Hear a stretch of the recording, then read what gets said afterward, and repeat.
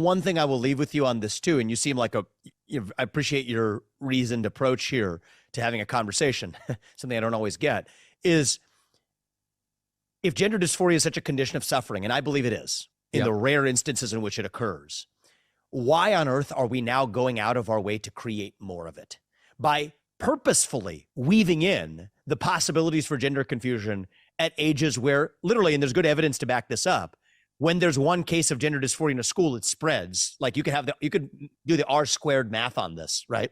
It's like you could compare that to COVID, the spread of COVID, and you can epidemiologically model this stuff. Yes, this is actually having an effect that we're going out of our way to create a condition that we say creates more suffering. I'll give you one example in New Hampshire, where I travel frequently. The state just shot down a piece of legislation.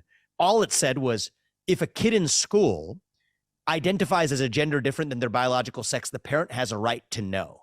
And over a lot of activism and opposition, they shot that bill down, which is odd because the whole premise is that kids are at heightened risk of suicide, in fact. And so a parent doesn't have the right to know if their kid's showing up in school with the condition that the whole premise for the movement was the kid is at higher risk of mental health condition or suicide.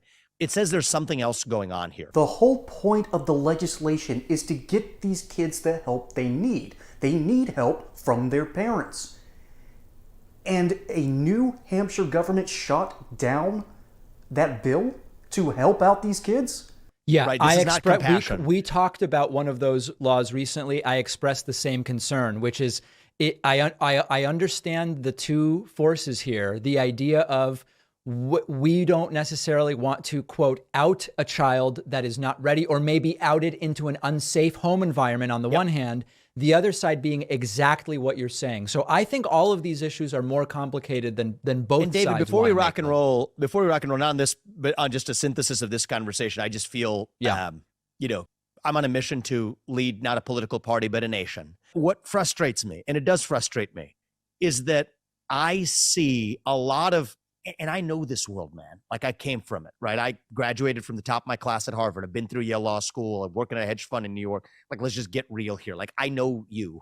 We haven't met before, but I know you in some sense of the word, okay? Like, you're not unfamiliar to me.